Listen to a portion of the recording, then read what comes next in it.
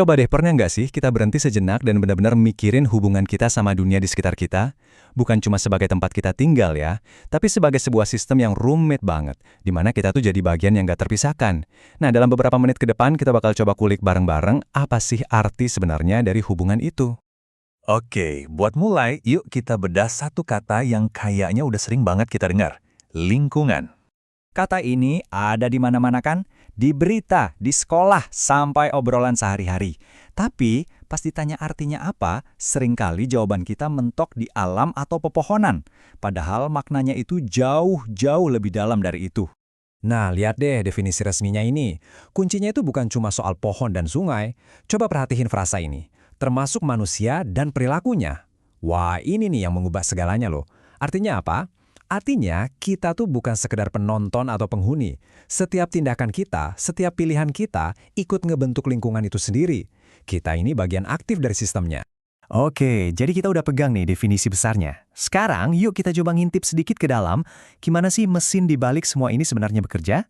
Gini deh, bayangin lingkungan itu panggungnya. Nah, ekologi itu adalah ilmu yang mempelajari semua drama yang terjadi di atas panggung itu. Ini adalah studi tentang hubungan, gimana semua elemen, baik yang hidup maupun yang mati, saling terkait dan berinteraksi. Dan dari jutaan interaksi inilah, lahirlah yang kita sebut ekosistem. Sebuah sistem kehidupan yang terorganisir dengan sangat indah dan kompleks. Coba bayangin hutan hujan yang lebat, atau terumbu karang yang penuh warna di bawah laut. Itu semua adalah contoh ekosistem. Dan setiap ekosistem, tanpa terkecuali, itu pasti punya dua komponen utama ini. Di satu sisi, ada yang namanya komponen biotik. Ini semua yang hidup, tumbuhan, hewan, kita, sampai bakteri kecil. Di sisi lain, ada abiotik, semua yang nggak hidup, air, udara, tanah, sinar matahari. Dua sisi dari satu koin yang sama. Nah, dan ini nih, intinya dari semua obrolan kita. Kuncinya di sini. Komponen biotik dan abiotik ini nggak bisa dipisahkan. Tumbuhan butuh tanah, air, dan matahari. Hewan butuh tumbuhan. Keseimbangannya itu super rapuh. Coba ganggu satu bagian aja, seluruh jaring-jaring kehidupan ini bakal ikut bergetar. Oke, jadi kalau kita ini bagian dari jaring-jaring yang super rapuh ini, posisi kita tuh gimana sebenarnya? Yuk kita lihat gimana peran manusia udah berubah secara drastis banget. Sejarah kita itu nunjukin pergeseran yang dramatis loh. Dulu banget, kita hidup di dalam alam, ya sebagai bagian darinya. Terus kita mulai belajar buat membentuk alam, bikin sawah, bangun kota. Dan sekarang, di era modern, dengan sains dan teknologi canggih, kita sampai di titik di mana kita ngerasa bisa mendominasi alam. Tapi, disinilah letak paradoksnya. Aneh kan? Kemampuan kita buat ngubah alam itu melesat jauh. Tapi kayaknya kearifan kita buat berinteraksi sama alam malah ketinggalan. Kutipan ini nangkap ironi itu dengan pas banget. Semakin besar kekuatan kita, kok rasanya makin ceroboh kita pakainya? Ini jadi pertanyaan yang penting banget, dan kita harus berani jawab. Apa sih yang hilang waktu kita ganti peran dari penghuni jadi penguasa alam? Kenapa teknologi kita makin canggih, tapi kearifan kita seolah-olah malah mundur?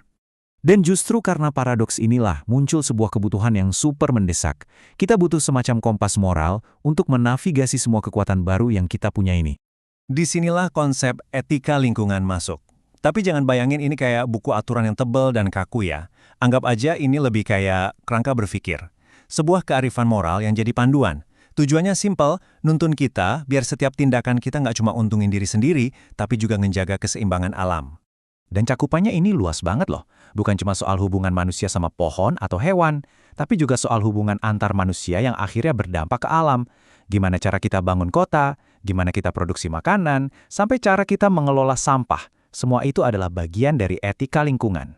Terus tujuannya apa sih secara konkret? Nah, kira-kira ada 3 poin penting. Pertama, buat ngingetin kita kalau kita nggak cuma punya hak buat ngambil dari alam, tapi juga kewajiban buat ngejaganya. Kedua, etika ini jadi semacam rem, buat ngerem tindakan kita biar nggak kelewatan batas kemampuan alam buat pulih. Dan yang ketiga, ini soal warisan, yaitu menjaga keseimbangan ini buat generasi yang bakal datang setelah kita. Oke, setelah ngobrolin semua ini, pertanyaannya sekarang, terus apa artinya ini semua buat kita? Di sini dan saat ini juga. Oke, mari kita tarik benang merahnya ya. Poin pertama, lingkungan itu bukan sesuatu di luar sana, tapi segalanya, termasuk kita di dalamnya. Kedua, ingat, ekosistem itu berjalan di atas keseimbangan yang super rapuh.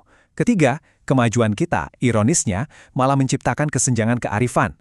Dan yang terakhir, etika lingkungan, yaitulah kompas yang kita butuhin buat nutup kesenjangan itu. Pada akhirnya, ini semua kembali ke satu hal, sebuah pilihan. Kita sekarang ini pegang kekuatan yang luar biasa besar. Jadi pertanyaannya, udah bukan lagi apa yang bisa kita lakukan, tapi apa yang seharusnya kita lakukan. Kearifan macam apa yang bakal kita pilih buat jadi nahkoda planet ini ke depannya. Nah, pertanyaan ini nggak bisa dijawab sendirian. Ini harus kita jawab bareng-bareng.